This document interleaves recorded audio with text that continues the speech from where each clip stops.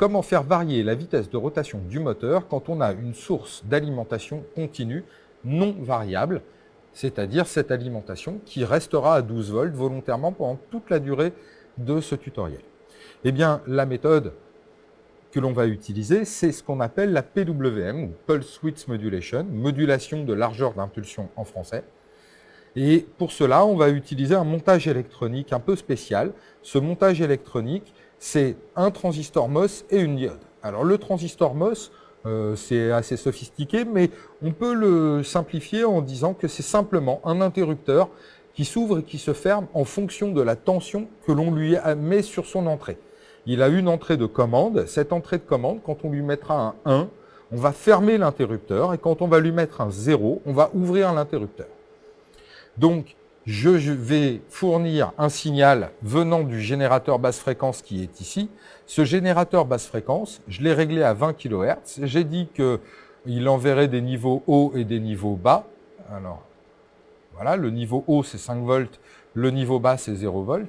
Et il va les envoyer avec un rapport cyclique, c'est-à-dire avec un temps à l'état haut par rapport à la période, que j'ai pour l'instant arbitrairement fixé à 66,7%, c'est-à-dire que le signal est pendant 2/3 du temps à l'état haut et pendant 1/3 du temps à l'état bas.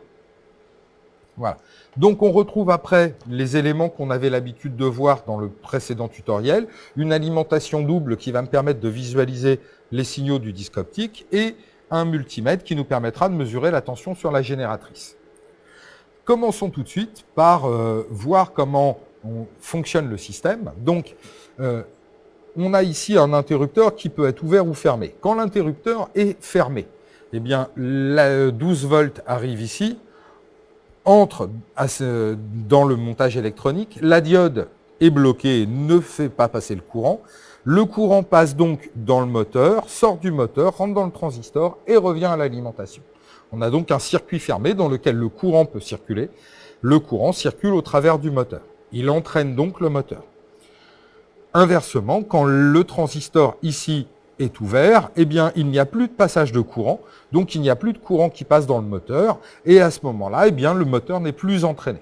On va donc avoir une commande qu'on pourrait qualifier de par-à-coup, sauf qu'on va le faire à assez grande vitesse pour que le moteur ne voit pas ses à-coups.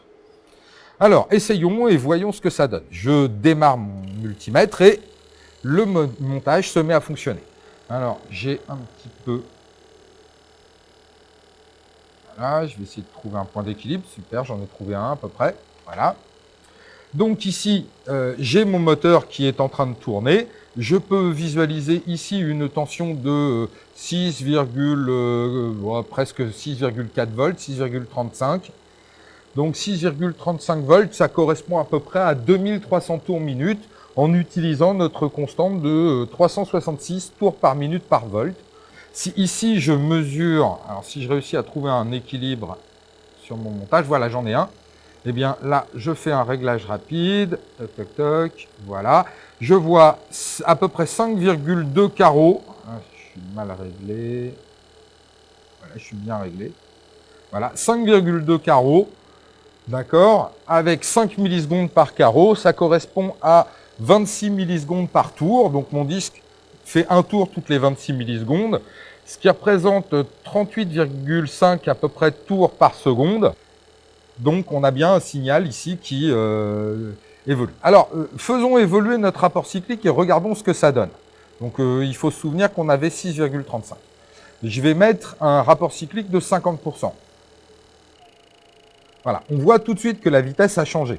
On peut le voir ici, puisque on est maintenant à 4,6 volts à peu près de tension. Si ici, je me remets sur rapport cyclique et que j'augmente, eh bien, on voit bien que la vitesse évolue. On l'entend en tout cas, et on peut le mesurer sur le GBS, sur la génératrice, en regardant la tension aux bornes de la génératrice. Bien. Alors, quand j'étais à 66,7%, eh bien, j'obtenais une tension de 6,35 volts. Ok, mais est-ce que ce montage-là me donne les mêmes résultats que si je branchais mon align directement sur la carte? Eh bien, étudions-le. Donc je débranche mon alimentation ici. Et le moteur s'arrête. Je peux couper aussi mon GBF. Je vais débrancher le montage ici et brancher directement l'alimentation sur le moteur.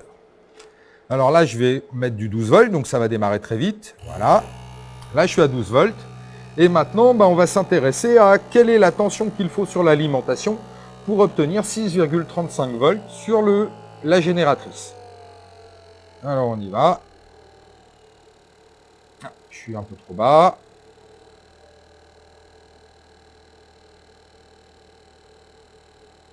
Voilà, 6,35 volts. Ça correspond à 7,6 volts, 7,61 à peu près.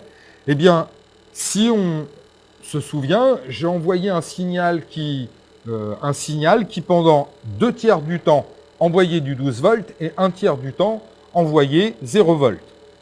Eh bien, si on fait le calcul de la valeur moyenne de ce signal-là, on obtient 12 volts fois 2 tiers, qui correspond à 8 volts.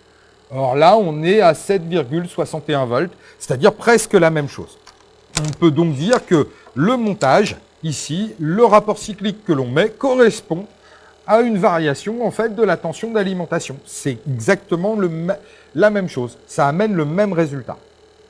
Voilà. Alors, dedans, je vous ai parlé d'une diode et avant qu'on arrête cette simulation, eh bien, je voudrais vous montrer le rôle de cette diode. En fait, dans notre montage électronique que nous avons ici, il y a un élément important ici qui est notre moteur. Dans notre moteur, nous avons une charge qui est une charge inductive, c'est-à-dire qu'elle s'oppose à la variation du courant qui la traverse. Or, ici, on n'arrête pas de faire des variations de courant. Donc, on se retrouve avec un signal qui est en permanence en train de se mettre en route et de s'arrêter.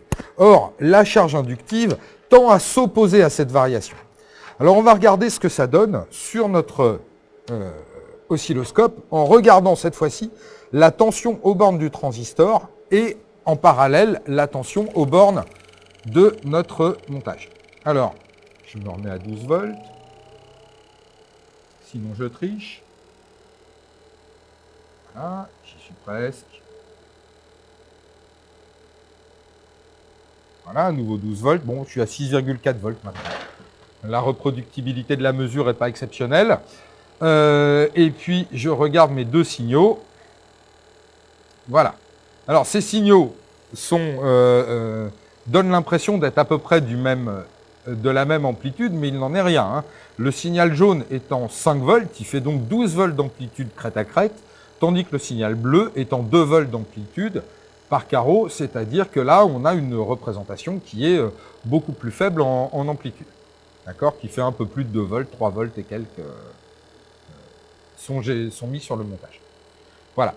Alors, notre signal, donc ici, qui vient du GBF, on le voit en bleu et il est en opposition de phase, c'est-à-dire en complément du signal jaune. Je vous rappelle que quand j'envoie un niveau logique 1, l'interrupteur se ferme, donc si l'interrupteur est fermé, il y a 0 volt. Tandis que quand j'envoie un niveau logique 0, l'interrupteur s'ouvre, donc on a un niveau logique 12 volts. Voilà, donc ça c'est le signal aux bornes de mon transistor. Je vous ai dit, ici on a une charge inductive. Cette charge inductive, elle a un comportement un peu spécial. Elle s'oppose à la variation du courant. Si je retire la diode, eh bien à ce moment-là, le montage s'arrête, hein, la rotation s'arrête, le moteur ne tourne plus et on a un signal avec un énorme pic très très haut qui dépasse, hein, puisque là je suis au maximum du réglage de mon oscilloscope, qui dépasse les 40 volts. Il fait beaucoup plus de 40 volts. Alors je remets ma diode, parce qu'il ne faut pas le laisser trop longtemps comme ça. Voilà, et là, ça refonctionne à nouveau. Donc la diode est bien une nécessité. On ne peut pas se passer de cette diode. Et cette diode, eh bien, elle va servir justement à évacuer les charges accumulées dans la bobine du moteur. On ne va pas rentrer plus dans les détails. Il faut donc savoir que cette diode est obligatoire et qu'elle s'appelle la diode de roue libre. Elle est fondamentale. Bien, il nous reste un dernier point à étudier. Je me suis mis à 20 kHz, mais est-ce juste 20 kHz? Est-ce une bonne valeur? Alors, on va essayer de façon très simple. On va se mettre à 200 Hz. Alors, 200 Hz. Voilà. Ah, le moteur vient de s'emballer et il est parti beaucoup plus haut. Donc, on a vu tout à l'heure que avec un rapport cyclique de 66,7%, je devrais obtenir une tension à peu près de 8 volts, soit ici sur la génératrice, à peu près 6,5 volts. Là, je suis à 9 volts, ça veut dire que mon montage ne fonctionne plus convenablement. De la même manière, si maintenant je me remets en fréquence à une haute fréquence, je vais me mettre à 500 kHz, eh bien, cette fois-ci, je suis à nouveau un peu plus dans les clous, mais toujours pas terriblement bien. Alors, je peux augmenter un petit peu ma fréquence, je vais l'augmenter, voilà. Je me mets à 1 MHz, et à 1 MHz, eh bien, je suis à passer à 7 volts, et mon montage ne fonctionne plus convenablement. Alors, je vais revenir à une vitesse plus raisonnable. Voilà. On va se mettre même à, on va écrire 20 kHz. À 20 kHz, mon signal fonctionne convenablement et j'ai un comportement normal de mon montage qui me permet d'avoir la tension que j'espérais dès le début sur mon moteur. Donc, que peut-on retenir? La PWM est une méthode efficace qui permet, à partir d'un signal logique, de commander un moteur en faisant varier sa vitesse. Et à partir de ça, en faisant varier le rapport cyclique, je peux faire varier ma vitesse.